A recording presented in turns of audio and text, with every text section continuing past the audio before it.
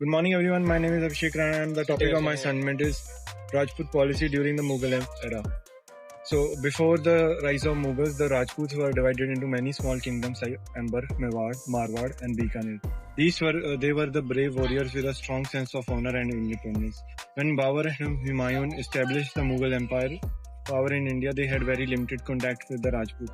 It was the Akbar, the third Mughal emperor, who realized the friendship with the Rajputs were more beneficial than continuous warfare. Uh, so the Akbar's Rajput policy is considered as one of the most successful political strategies in the Indian history.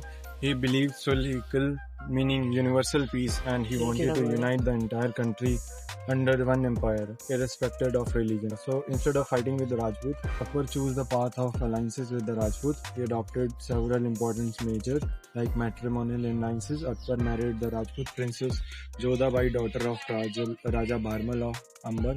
He gave Rajput rulers high posts in the Mughal court. For example, Raja Man Singh became one of the Akbar's most trusted general, and Raja Todarmal became the most famous finance minister in his court. Respect for religion and culture. Akbar established the jizya tax on non-Muslim and treated Rajput fools with honor and equality. Political freedom. Rajput kings who accepted the Mughal suzerainty. The policy created a bond of trust between the Mughal and the Rajput. As a result, powerful kingdoms like Amber, Bikaner, and Jaisalmer become loyal allies of the Mughal Empire. Results of Akbar's Rajput policy. Outcome was remarkable. The Rajput provided military and administrative strength to the Mughal Empire. They fought bravely in Mughal campaigns in Gujarat, Bengal, and the Deccan.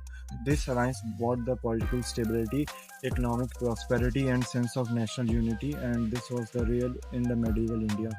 However, one major exception was the Mewar kingdom under the Maharana Pratap, who refused to submit to the Mughal.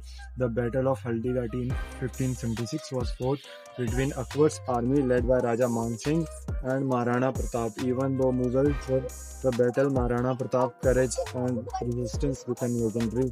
Rajput policy after Akbar. After Akbar, the same policy was continued but with differences. During Jahangir's region, the friendly relations remained strong. Jahangir even married a Rajput princess, Jagat Hussain, and treated Rajput nobles with respect. Shah Jahan also maintained this alliance but as a slightly stricter in enforcing Mughal authority. However, during Aurangzeb's reign, things changed drastically. Aurangzeb reimposed the jizya tax and followed more orthodox religious policy. This angered many Rajput rulers, especially the Rathors of Mewar and the Sisodias, leading to long wars between the Rajput and the Mughals. This shift from friendship to conflict weakened the unity that Akbar had built. To sum up the Rajput policy, the Mughal Empire, especially under Akbar, was a brilliant example of political wisdom and religious tolerance. It transformed formal rival into loyal partner, helping the Mughal rule a vast and diverse country peacefully for many decades.